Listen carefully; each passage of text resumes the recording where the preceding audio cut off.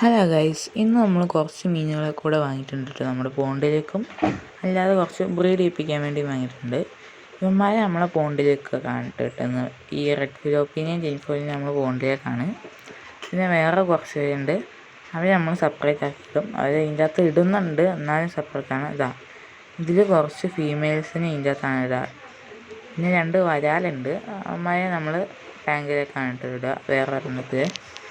ഇനിയിപ്പോൾ നമുക്ക് റെഡ് ഫിലോപ്പിനെ തുറന്നു വിടാം. അത്യാവശ്യം സൈസ് വെച്ചാണ് കേട്ടോ, നമ്മൾ കുറച്ചെണ്ണത്തെ വാങ്ങിയിട്ടുണ്ട്. എന്നാലല്ലേ ഇതിൻ്റെ അകത്ത് കിടന്ന് ബ്രീഡാകത്തുള്ളൂ. എന്നാലും വലുതാകുമ്പം ബ്രീഡാകുന്നൊക്കെയാണ് വീഡിയോസ് കണ്ടിട്ടുള്ളത്. അപ്പോൾ നമുക്ക് ഇവന്മാരെ അയച്ചു വിടാം കേട്ടോ. 4 പേരാണുള്ളത്.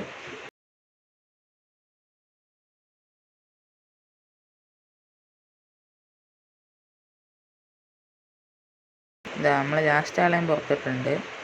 ഇനി നമുക്ക് ടിൻഫോയിലിനെ അഴിച്ചു വിടാം. എന്നാൽ 2 പേരെയാണ് ഉള്ളത്. 2 പേര് അത്യാവശ്യം സൈസ് ഉണ്ട് കേട്ടോ. ഇതുപോലത്തെ വേറെ നമ്മുടെ കുളത്തിലുണ്ട്.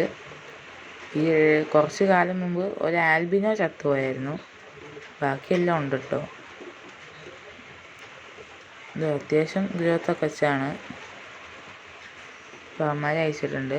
ഈ വൈറ്റ് മോളി കുറച്ചെണ്ണത്തെ നമ്മൾ ഇതിൻ്റെ അകത്ത് ഇടുക, കുറച്ചെണ്ണത്തെ അപ്പുറത്ത് വിടും. ഇത് അയക്കാൻ കുറച്ച് പാടാണ് കേട്ടോ. തൈവന്മാരാണ് ഇത്. അത്യാവശ്യം എഗ്ഗല്ല വയറ്റിൽ കുഞ്ഞുങ്ങളുള്ള കുറച്ചെണ്ണം ഉണ്ട്. അപ്പോൾ നമ്മൾ അവർ സെപ്പറേറ്റ് ആക്കിയിടാണ്. പിന്നെ മെയിൽസിനെ നമ്മൾ സെപ്പറേറ്റ് ആക്കിയിടും.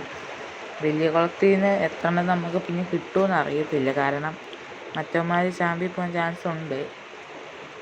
അത് നമ്മൾ കുറച്ചെണ്ണത്തെ മാറ്റിയിടുന്നുണ്ട് കേട്ടോ. ഇവന്മാർ ഉറപ്പായിട്ട് ഈ എടുത്ത് കഴിഞ്ഞാൽ ബ്രീഡാവും, കാരണം എല്ലാം അത്യാവശ്യം വയറൊക്കെ അത്യാവശ്യം ഉണ്ട്. ഇവന്മാരെ നമ്മൾ അയച്ചു വിടാൻ പോകാൻ കേട്ടോ. ഇത് 8 എണ്ണം ഉണ്ട്. 4 ജോഡിയാണ് വാങ്ങിയിട്ടുള്ളത്. 8 എണ്ണം ഉണ്ട്.